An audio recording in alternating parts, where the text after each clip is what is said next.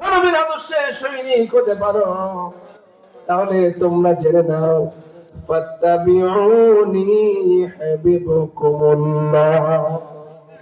যদি তোমরা বিশ্বনবীকে মডেল মানতে পারো, বিশ্বনবীকে যদি তোমরা আদর্শ মানতে পারো, জীবনের সব জায়গাতে বিশ্বনবীকে অনুসরণ করে চলতে পারো, আবার আল্লাহ বললেন দুইটা পুরস্কার তোমরা তাৎক্ষণিকভাবে পেয়ে যাবে। এক নম্বর হলো ইউহিব্বুকুমুল্লাহ, আল্লাহ তোমাদেরকে খুঁজে বের করে করে ভালোবাসা শুরু করবেন। সুবহানাল্লাহ। ওয়া ইয়াগফির লাকুম যুনুবাকুম ওয়াল্লাহু গফুরুর রহিম।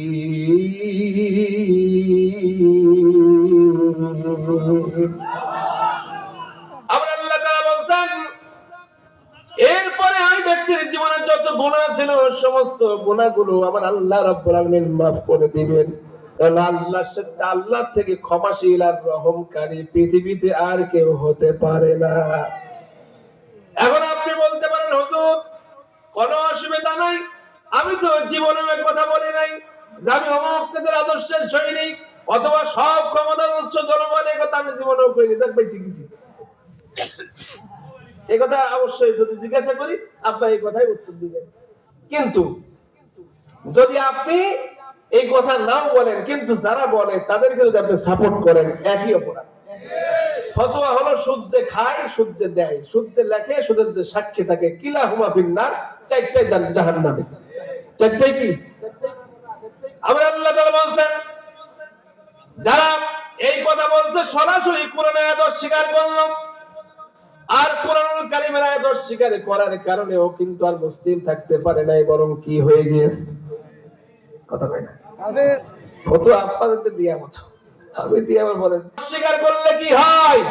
এবার আমরা আল্লাহ বলছে লা ইয়াত্তাখিযুল মুমিনুনাল কাফিরিনা আউলিয়া মিন দুনিল মুমিনিন।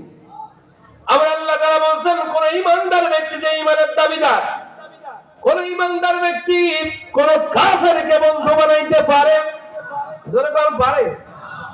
আবার আল্লাহ বলেন আমাইয়াফআল যালিকা ফালাইসা মিনাল্লাহি ফি শাই। আবার আল্লাহ তাআলা বলেন যদি কেউ এমনটি করে, আমাইয়াফআল এটা হলো মুজারের সিগা, যদি কেউ এমনটি করে, করছে, আগামীতে করবে, যারাই করছে করবে, যারা আমি আল্লাহ রাব্বুল আলামিন ঘোষণা করে দিলাম ওই ব্যক্তি তার সাথে তার বন্ধুত্ব থাকবে, কিন্তু আমি আল্লাহ রাব্বুল আলামিনের সাথে বন্ধুত্বের সমস্ত সম্পর্ক ছিন্ন হয়ে যাবে। কার ঘোষণা? আর জোরে কোন মুসলমান, যদি আল্লাহর সাথে সম্পর্ক আপনার না থাকে, কিয়ামতে উঠবেন যখন, আল্লাহর বান্দা হতে পারবে? আল্লাহর বান্দাই তো আপনি না। এখন আল্লাহর সামনে দাঁড়াইলে আল্লাহ বলবে তুই তোমার বান্দাই না, আসছিস কেন এখানে, কি চাস? তোর তো কোনো কাজ নাই।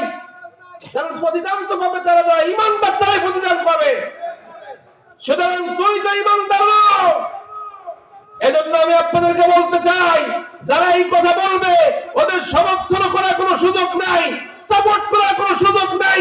যারা সব ক্ষমতা উচ্চ জনগণকে মানে অমুক নেতা তমুক নেতা হাবিজাবি পাতি নেতা স্বাধীনতা আদর্শের সৈনিক দাবি করে, ওদের সমর্থনকারী হইলেও জাহান্নামী, সরাসরি বললেও জাহান্নামী, সরাসরি সমর্থন করে তাদেরকে ক্ষমতার চেয়ারে বসাইলেও জাহান্নাম।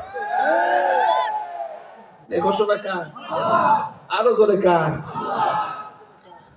আমার দলিল না এটা।